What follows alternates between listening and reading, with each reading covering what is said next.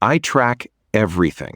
Sleep, macros, mood, GitHub contributions, even my conversations with friends. I log them as issues and close them when I've resolved any lingering awkwardness. Jesus.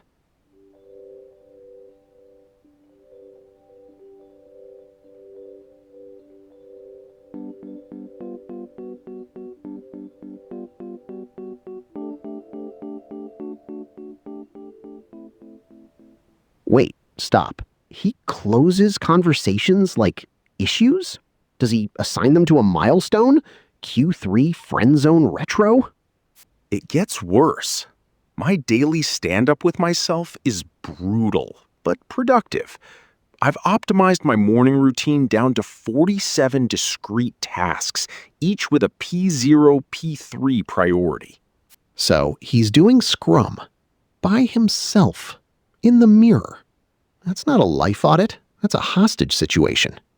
I'm here. My flossing technique is now on version 1.4.3. He's using semantic versioning on dental hygiene. I need a minute. This is the most deeply homosexual thing I have ever encountered.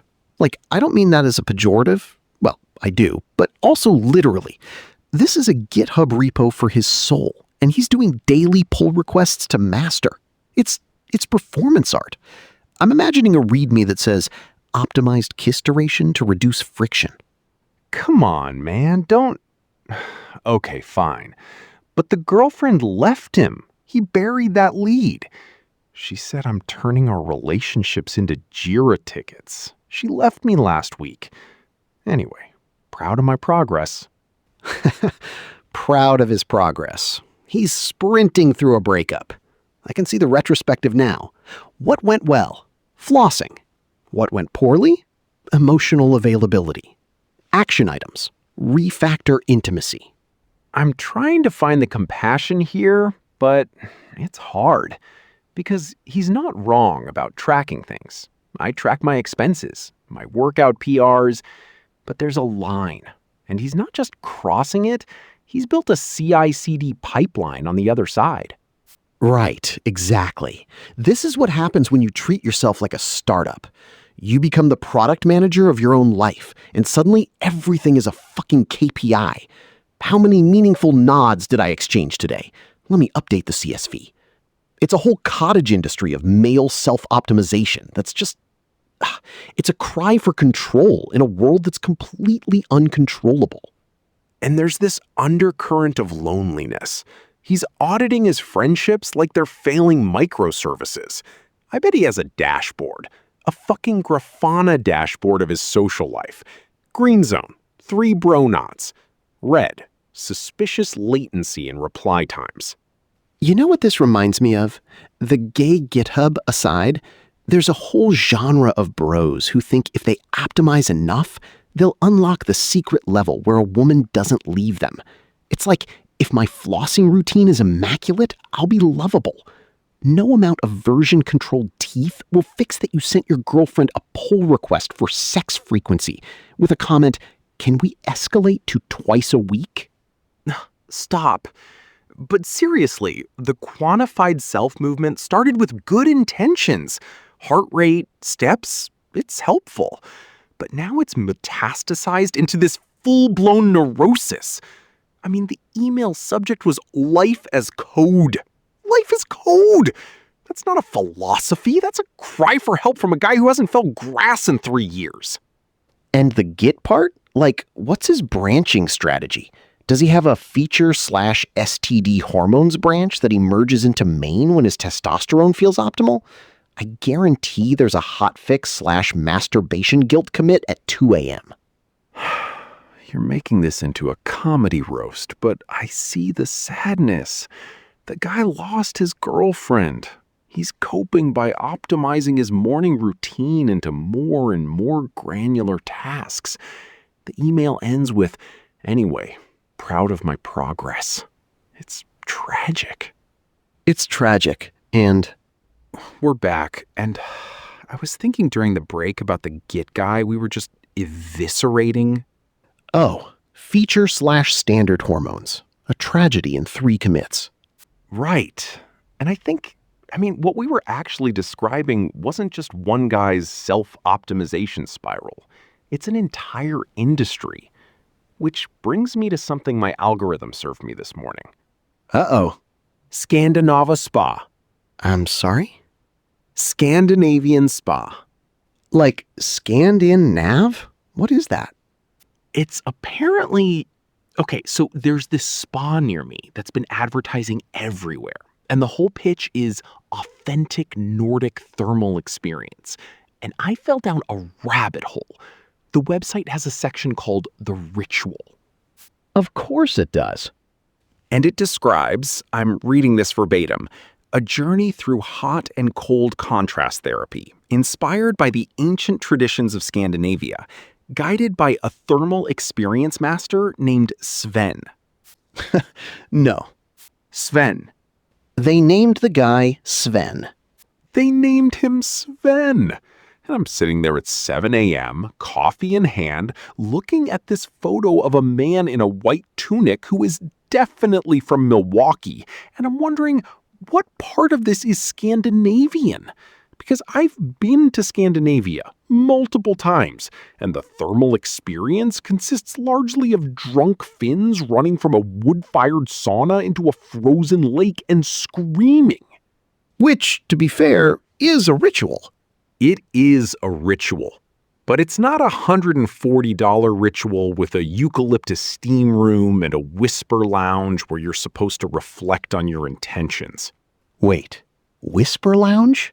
There's a room where you're supposed to whisper. It's on the circuit. You go from the sauna to the cold plunge to the whisper lounge, where Sven brings you cucumber water and you're meant to journal. I need to know, does Sven do the birch branch thing? Is there a beating? Oh, they offer traditional Vasta therapy. That's an add-on, $45. A man named Sven hits you with birch branches while you lie on a heated stone slab. And the website says it stimulates circulation and releases stagnant emotional energy.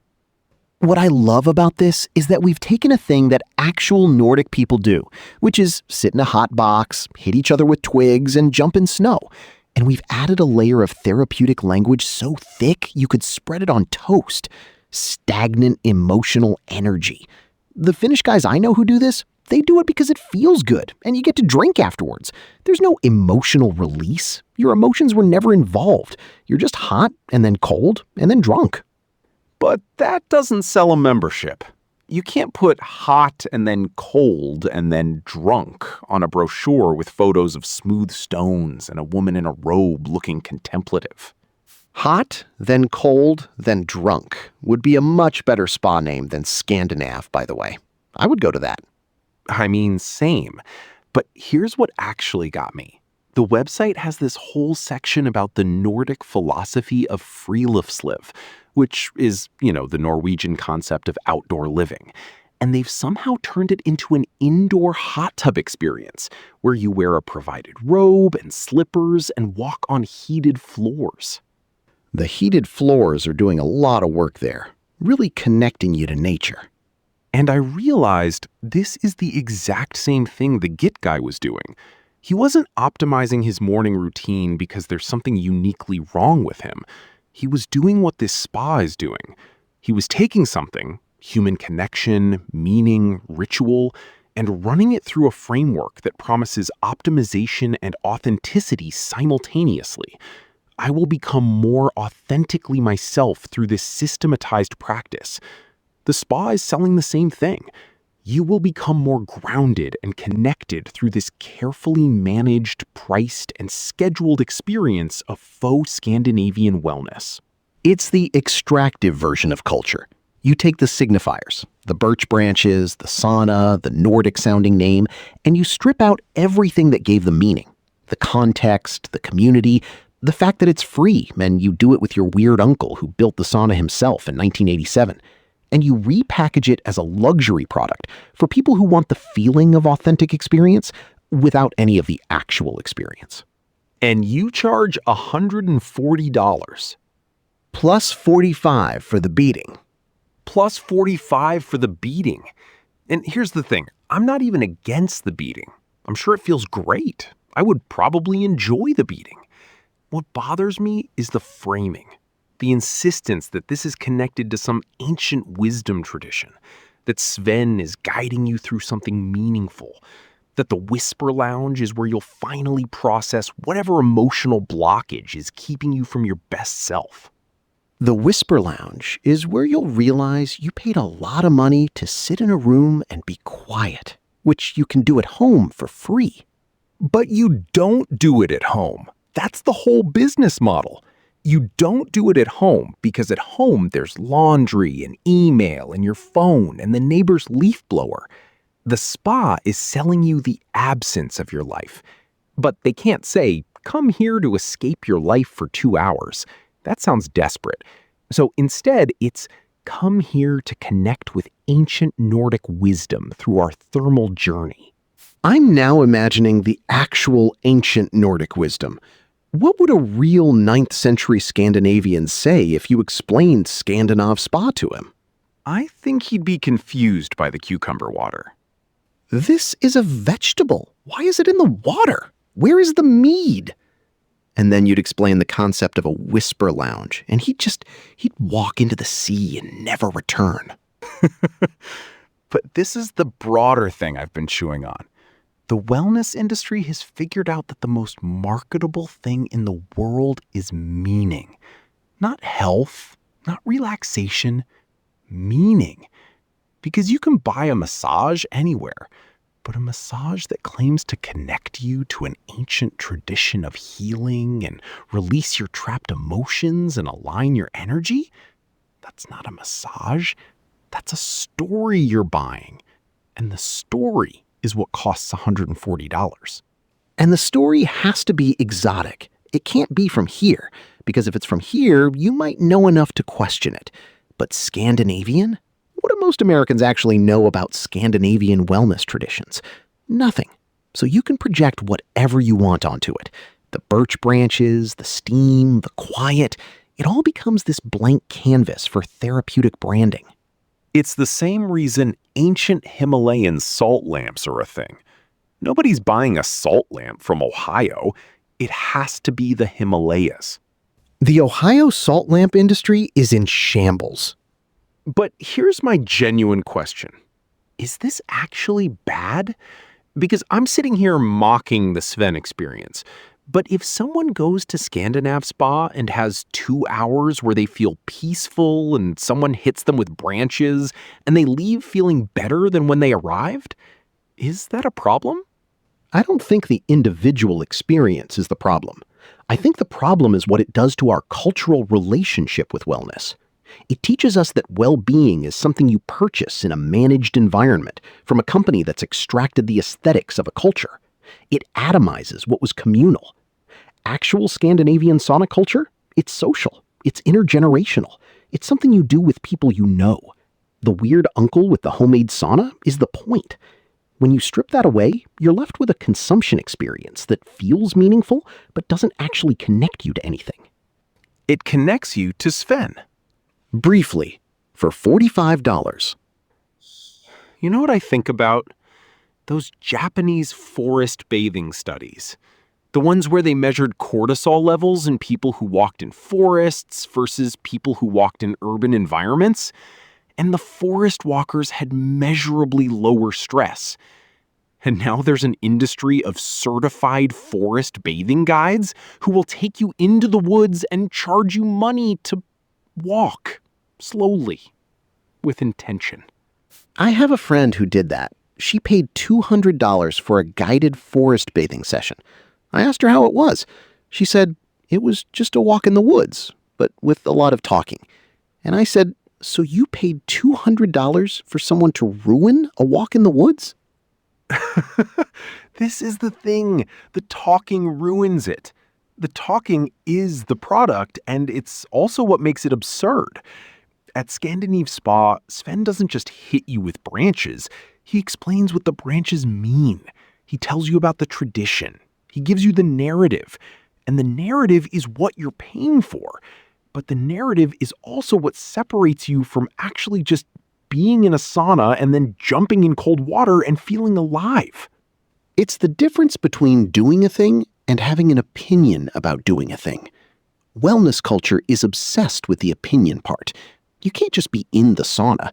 You have to be thinking about what the sauna represents, what it's doing for your cellular regeneration, what emotional blockages the heat is releasing. The experience is never allowed to just be an experience. It has to be interpreted in real time, and that interpretation is what's being sold. And now I'm thinking about the Git guy again, because that's exactly what he was doing. He couldn't just take cold showers. He had to document the cold showers, commit the documentation, share the progress. The experience wasn't enough. He needed the narrative of the experience. Hotfix/masturbation guilt. I'm never going to forget that. But it's the same impulse. The spa and the self-optimizer are both responding to the same cultural need, which is that we've lost access to unmediated experience. Everything has to be documented, optimized, narrativized, shared. You can't just be cold. You have to be doing cold exposure therapy as part of your morning protocol. You can't just sit in a hot room. You have to be on a thermal journey guided by a master. And somewhere in Finland, there's a 70-year-old guy named Actual Sven who built his sauna from reclaimed wood. And he just sits in it every Thursday with his neighbors, and they drink beer, and nobody whispers or journals or processes anything. They're just hot, and then they're cold, and then they're drunk. And they're not paying $140. And the birch branches are free, because they're from the tree outside. I want to be that Sven. Not the spa Sven, the real Sven. But the real Sven doesn't have a website. He doesn't have a booking system. He's not on Instagram. So how would you find him? How would you know he exists? The spa exists because the real Sven is invisible to the wellness consumer. And the wellness consumer can't access what they can't see and book and review. So the spa fills a gap that only exists because the spa created the expectation that there's a gap to fill. Yeah, that's the whole thing. It's a problem that is also the solution, and you pay for both. Speaking of problems that only exist because you pay for the solution, I spent my entire Sunday afternoon deleting GitHub repos. I feel like I just Marie Kondo'd my digital soul. And I'm not sure if it was cleansing or if I just participated in a ritual that GitHub invented. So you finally burned the dead code. What did you learn? Did it spark joy to obliterate that half-finished fantasy football scraper from 2019? I mean, not joy exactly. More like the relief you get after throwing away a gym membership card. But here's the thing. I don't understand what a GitHub repo is, not deep down. I know it's where code lives, but why is deleting them a whole emotional process? It's just files. Oh no, Marty. A repo is never just files. It's a graveyard. Every single one of those folders is a tombstone for a side project you were absolutely going to finish the weekend after you bought that mechanical keyboard. It's the digital equivalent of a drawer full of unused art supplies. Okay, but I have some that I genuinely forgot I made. Like I found a sentient plant waterer from the Arduino phase. I wrote 3 lines of C and then apparently decided plants could fend for themselves. See? Emotional archaeology. And that's just the innocent stuff. The real danger is the frameworks. The ones your ex-boyfriend tricked you into using because he said it was the future of the web. You have a repo built with, what's a dead one? Meteor? SvelteKit 0.5? Something that required a specific node version that no longer compiles unless you perform a blood sacrifice. And now it sits there, public, like a bad review of your romantic judgment. I never dated anyone who told me what framework to use. Is that a real thing? Absolutely. It's a love language for people who treat their dot files as a personality. You meet someone, you're vulnerable, and 3 months later, you've got 12 repos full of rust crates that will never get published because the relationship cratered over a merge conflict. Deleting those repos isn't decluttering, it's closing a chapter on a version of yourself that believed someone else's hype. So the ex-boyfriend framework graveyard is real. But even without the romance, I realized I was doing it for an audience. I was sitting there thinking, what if a recruiter sees this half-baked attempt at a to-do app and judges me? Like, my GitHub profile is the most boring social network, where my failures are literally time-stamped. Exactly. The green squares don't lie, but they don't tell the truth either. They just output a guilt metric. You look at March 2022, and it's a barren wasteland because you were, living your life, and the grid makes you feel like you've been unemployed from yourself. So you start deleting repos to curate a narrative of crisp, employable minimalism. You're not cleaning, you're performing. Right, and that's the spa. The spa created the gap between the messy, real me and the optimized, presentable me. GitHub's profile page invented a stage, and now I'm paying with my Sunday afternoons to maintain the illusion that I've never written bad code. I'm buying into the same wellness logic. You're paying with time and emotional labor and returning an activity metric to Microsoft. Because every time you delete a repo, it's another event in the platform's graph. You're feeding the beast by trying to hide from it. The ultimate power move would be to leave a public repo called Abandoned Hope that's just a single markdown file that says, I did not finish this, and I am at peace. But would you be at peace? I think the whole digital decluttering movement preys on the idea that if you just delete enough repos, unsubscribe from enough newsletters, and archive your old tweets, you'll finally become that person who wakes up at 5 a.m. and does cold plunges. It's the same self-optimization treadmill we make fun of in every other domain. Totally. And here's the kicker. The minute you delete a repo, you risk breaking something. Somewhere, a developer in Perth has a Docker file that pointed to your abandoned weather dashboard, and now their CI pipeline is failing. You've introduced entropy by trying to erase entropy. The universe wants your dead code online, Marty. It's like the cosmic microwave background. It's just the afterglow of bad decisions. So I'm not cleaning. I'm just becoming a chaos agent for someone in Perth. But seriously, there's an existential layer. I found myself hesitating over a little Python script I wrote to rename my music files. It worked perfectly in 2016. I'll never use it again. But deleting it felt like I was disavowing a version of myself that just wanted to organize things. Like, is my digital history me? Or is it just the shed skin of a snake I don't recognize? That's the paradox of the self-curated archive. We treat repos like a diary, but also a resume, and the anxiety comes from not knowing which one matters more. But here's my theory. The real freedom isn't in deleting them. It's in not caring.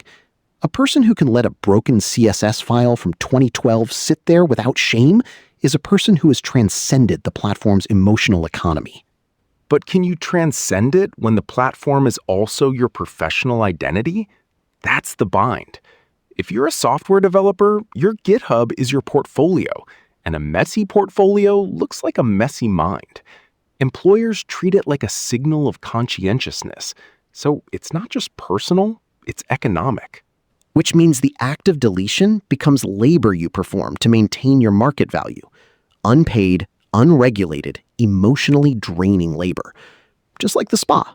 Except the spa at least gives you a heated stone. GitHub gives you a 404 page and a faint sense of loss. And the truly dark magic is that some people will pay for tools to bulk delete repos or rewrite their Git history. Again, spending money to solve a problem that only exists because the platform equates presence with worth. I almost did that. I was this close to installing some CLI tool that would nuke everything before I realized I was about to invest 3 hours in automating my own erasure. That's when I stopped and thought, maybe I should just log off and go touch grass. A radical act. But the grass probably has an Instagram account now. Look, the digital self isn't just a profile. It's an ongoing construction project that you're never allowed to finish. Deleting repos is just a way to pretend you're in control of the narrative. But the narrative was always being written by the people who designed the green squares. I think the only honest repo is one that says, I tried something, it didn't work, and I stopped. The sun still rose.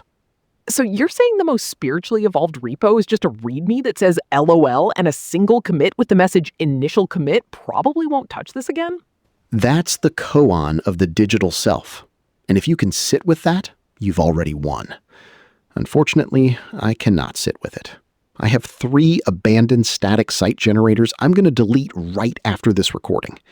The cycle continues. So you're basically doing a digital detox, just without the organic lemon water. Deleting repos is the GitHub version of a juice cleanse. If a juice cleanse is admitting you built something useless and then hitting delete, then yeah, I'm purifying. But the actual cleanse industry would try to sell me a $70 tincture to support my repo's energetic release. That's the difference. Speaking of which, I saw an ad this morning for a 5-day neurotoxin purification protocol in Whistler. $5,000 to drink hot water and stare at a mountain while someone tells you your aura is shedding heavy metals. The liver exists. The kidneys exist. They've been handling this since before we had language.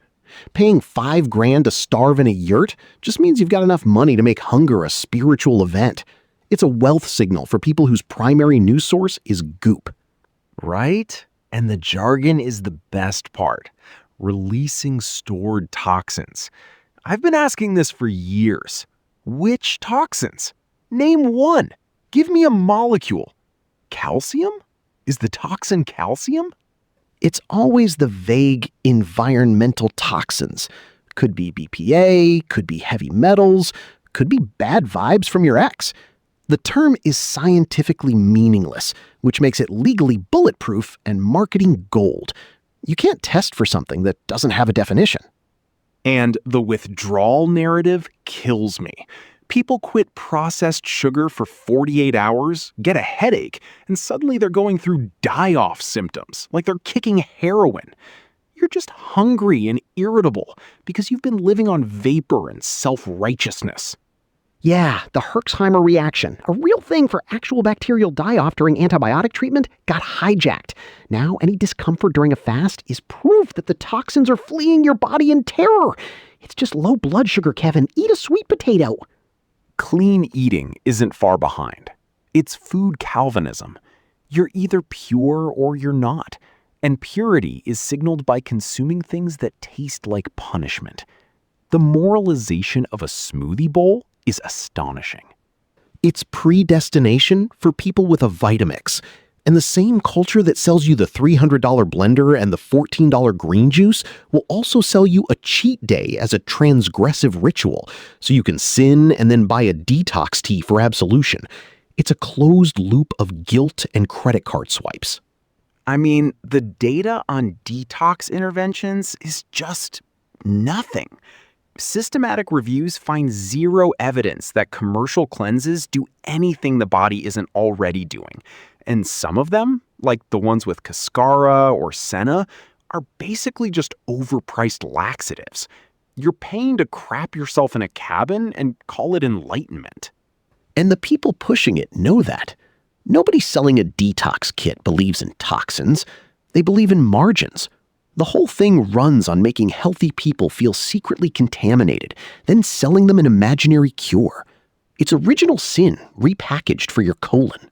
Which is wild, because the places selling the retreats, Whistler, Tulum, Joshua Tree, are also luxury destinations where the baseline health indicators of the clientele are already in the top 5% globally. It's the people with the least actual toxic exposure who are spending the most to purge imaginary ones. While the people getting lead poisoning from old pipes in Flint are definitely not booking a lymphatic drainage massage. The detox industry doesn't exist to remove toxins. It exists to signal that you're the kind of person who cares about toxins. It's class drag. But Marty, what about the activated charcoal? The colloidal silver? The jade egg you put in your... Let me just stop there. Gwyneth Paltrow has done untold damage to public understanding of human biology. The jade egg situation was such a perfect encapsulation. A literal rock you insert into yourself to cleanse, as if the vagina were a link trap that needed manual scrubbing. The body is self-cleaning. That's its whole deal. It's the most self-cleaning thing we have.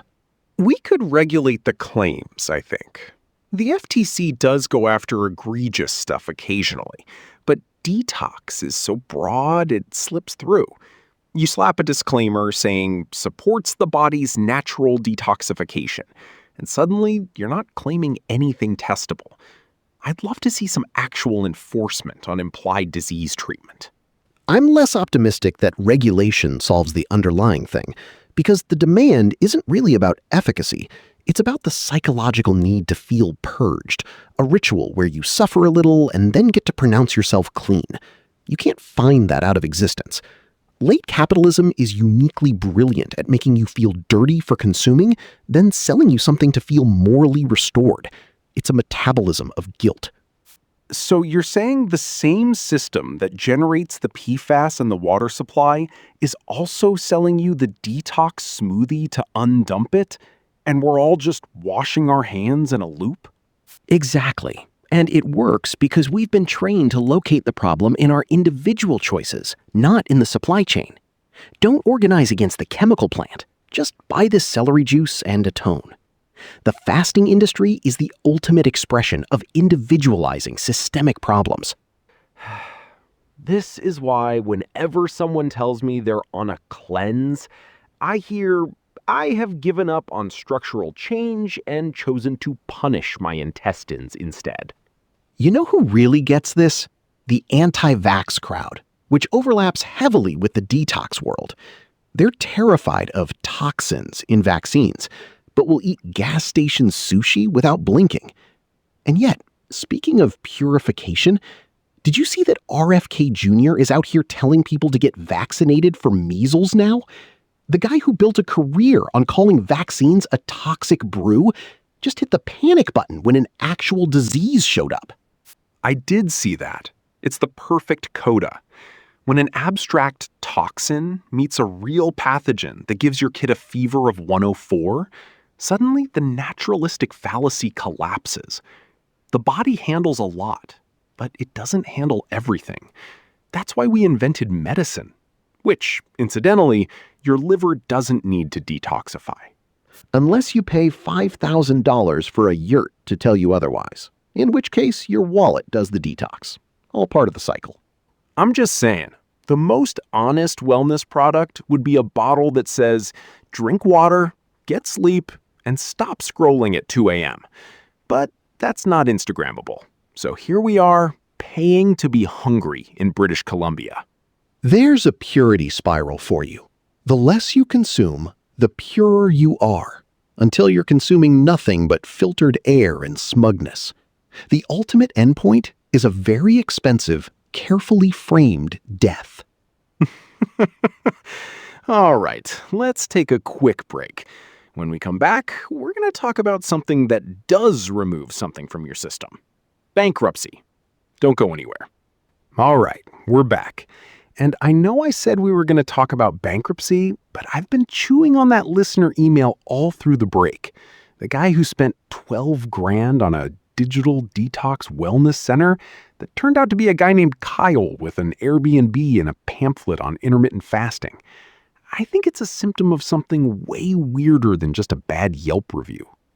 Oh, absolutely. That email was a cry for help wrapped in a payment plan. He said he felt morally unclean after checking his phone. That's not a health concern, that's a religious confession. We've replaced original sin with unoptimized screen time. Right? He needed a priest, not a juice cleanse. But it's everywhere. I saw a guy on LinkedIn yesterday who tracks his REM sleep with a ring and only eats between 11:47 a.m. and 4:13 p.m. because a podcast told him his mitochondria would unionize otherwise. The mitochondria are the proletariat of your cells. They deserve a break. But seriously, the parallels are too clean. The Desert Fathers in the 4th century went into the wilderness to escape the corruption of the city, to fast to achieve a state of purity. Now you've got tech bros doing dopamine fasts in a sensory deprivation tank, and they emerge feeling like they've earned a higher state of consciousness. But really, they just haven't eaten in 18 hours. But the monks were doing it because they thought their eternal soul was at stake. These guys are optimizing for a 20% increase in their emotional resilience score on an app. What's the eschatology here? What happens if you don't reach peak optimization? You die soft, and your enemies will post your VO2 max on Twitter. It's the same as the Puritan work ethic. Your success on Earth reflects your state of grace. Only now, instead of a ledger of sins, you've got a Google Doc of biomarkers. If your LDL is high, you didn't pray hard enough to the god of seed oils. And there's always a prophet. Some guy with a microphone and a suspiciously symmetrical face who tells you that salt is evil. Then it's good, then it's an ionized trace mineral that unlocks your ancestral code. Huberman is basically a televangelist for the nervous system. Exactly. And the rituals are indistinguishable. You consume a tiny portion of something terrible, not because you enjoy it, but because it's holy. The Cistercians drank beer they brewed during Lent as liquid bread. The biohackers inject a peptide they bought from a YouTube ad because Dave Asprey said it'd make them bulletproof. The logic is identical. Voluntary suffering for a deferred reward that may never come. But at least the monks had a sense of humor about it, right? You read St. Benedict, he's like, yeah, don't be a jackass, do your work, sing some psalms. It wasn't this frantic performance. The optimization cult is so deeply, painfully earnest.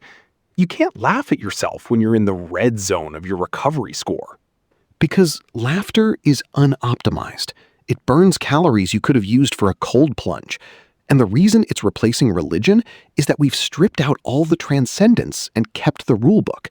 Religion says there's mystery, there's grace, you can screw up and be forgiven. The protocol says there's a deterministic algorithm for being worthy of life, and if you deviate, you'll be publicly shamed by your whoop band. Yeah, it's Calvinism with a standing desk. You're predestined to be optimized, and if you're not, it's a sign you were never one of the elect. The elect who sleep 8 hours in a pitch-black room at exactly 65 degrees. Predestination via sleep hygiene. And the cruelest part is that it's all aimed at extending life, but it makes the life you're extending utterly miserable. You can't eat a birthday cake because it'll spike your glucose for 45 minutes. You'll attend your kid's wedding and calculate the glycemic index of the cake. Dude, that is the bit. That is the whole bit right there. You have lived a perfectly optimized life. You have got the data to prove it, and you are lying there at the end with a resting heart rate of 42, and the last thing you see is your glucose monitor flatlining in the green zone. Congratulations, you died clean. A beautiful, efficient, joyless exit. No cake, no regrets. No lived experience whatsoever. Which brings us all the way back to the Scandinav Spa. You remember that? The place where you just sit in hot water with strangers and nobody is tracking anything. And the whole point is that there is no point. The most radical act available to a modern person is to be warm and unmonitored in a room that does not have a leaderboard. Kyle, with the Airbnb and the intermittent fasting pamphlet, was trying to sell that feeling. He just did not know that the feeling is free, and it mostly requires you to put your phone in a drawer. Kyle was the prophet we deserved. Unaccredited, slightly damp, charging $12,000 for a pamphlet. Honestly, respect. Respect to Kyle. All right. That is the show. We will link the listener email in the notes if you want to read the full Kyle saga yourself. Find us wherever you find podcasts. Leave a review if the algorithm needs feeding. And for the love of God, eat the cake. We will see you next week. Unoptimized and grateful for it.